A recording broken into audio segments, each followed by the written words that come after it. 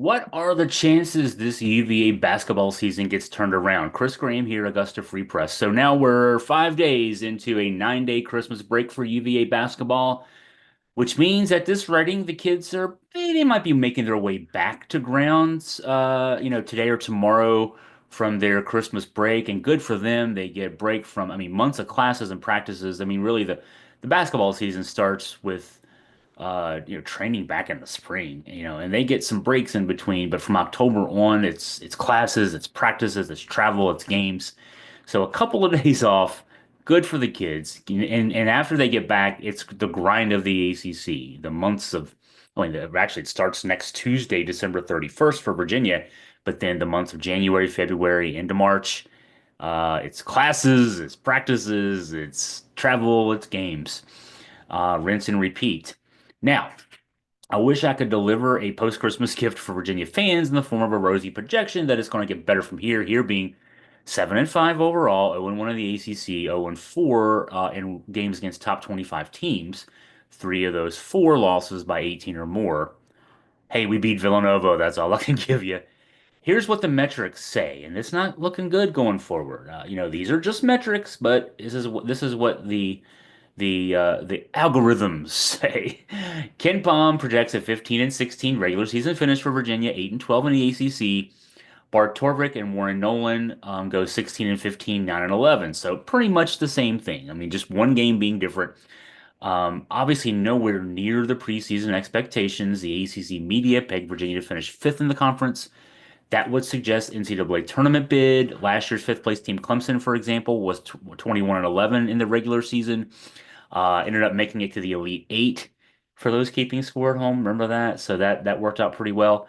Eight or nine ACC wins. I looked at it the last couple of years, last few years. Eight or nine ACC wins means you're playing on Tuesday at the ACC tournament. Virginia's never played on a Tuesday at the ACC tournament since the tournament expanded to the now current 5-day format. Um, we mostly play on Thursday, for our first game. Um, it also means reverting back to where the program was in the first 2 years of Tony Bennett's rebuild. Virginia was 15-16 in year one and 16-15 in year two. So right now the projections have us either side of that, right? That's before things got turned around. The metrics for this year's team look like the first couple of years of the Bennett era too, more than the good years from 2013 to 2021. Um, the 2009-2010 team, his first team, for example, was 87th nationally in KenPom in offense and 71st nationally in defense. The 2010-2011 team was 159 in offense and 71 in defense.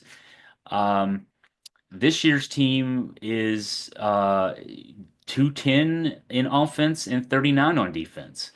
So the defense is a little better overall, but then a little skewed in 6 of the 12 games played against the power conference teams. UVA is yielding 1.108 points per possession on defense. That would rank in the 250s nationally. So this is as average a Virginia team as you can kind of put out there for the post Gillen Lato era. Let's just obviously that's the Bennett era, but the Bennett the Gillen Lato teams were oftentimes down in these ranges. It doesn't help now. Okay, so let's just assume for sake of argument, we'll think positively. We're going to get this turned around. Okay, we got the Memphis game last week was a lot better. It's going to get turned around. Even if it gets turned around, this isn't a good year for the ACC. So it's not necessarily the case that a really strong finish in the ACC, which we do not foresee right now, could get Virginia over the hump. I'm looking at, okay, Haslam Metrics is a new metric site that I have come to love here in the last few weeks. Among the things Haslam Metrics does is project a current 68 team field based on its algorithms, I guess you could say.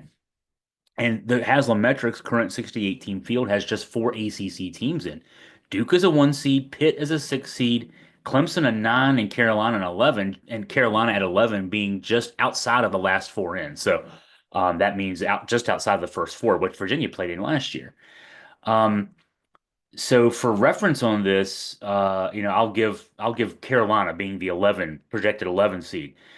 Their numbers in Ken Palm 28, Bart Torvik 33, Haslam 26, NET 34.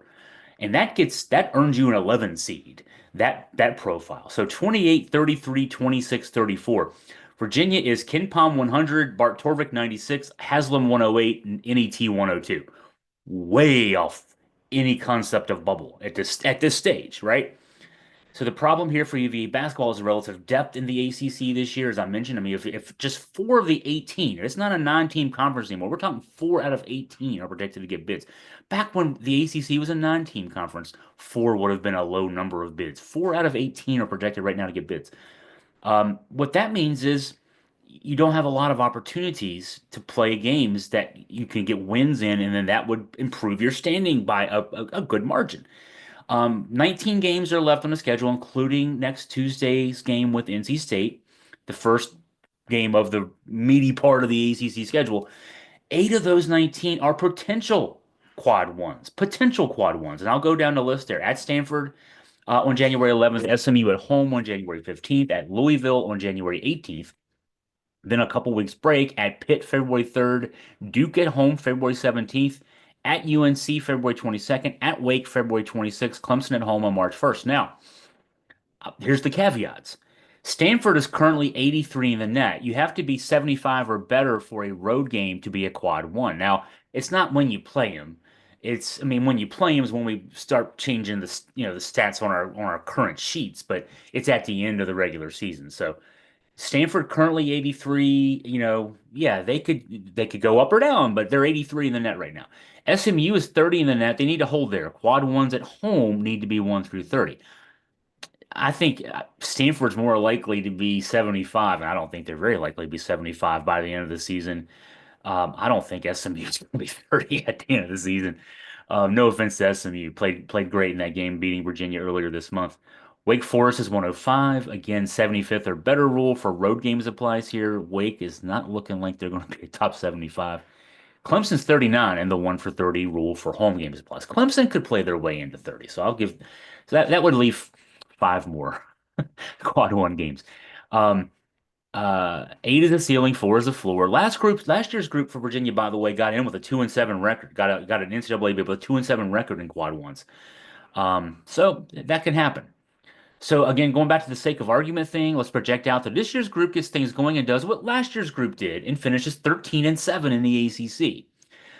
And you'd have to have a signature win there. You couldn't just go 13-7 and beat all the under quad two, quad three, and quad four teams and not have a quad one win. Let's give the quad one win being Duke. And yeah, that's a home game. Okay, so let's just dream here, right? Joe Harris scoring 36. It can happen. Um, and Duke is the signature win. I don't know that even beating Pitt at this stage. I don't know that Pitt's not going to be a 6 seed when the season's over. They are right now. That good for them, but they're not going to be at the end of the season. So go 13-7 in the ACC. Get your win over Duke. You're 20-11. You're 2-7 in the quad ones based on this scenario here. Your ratings and the metrics probably don't get much better than the 50s or 60s. So now you're 20 spots below where you feel relatively comfortable. This profile is the best I can see it being. 13-7 is asking a lot out of this particular team. No offense to this group, but they're young and they're not playing well. 13-7 overall.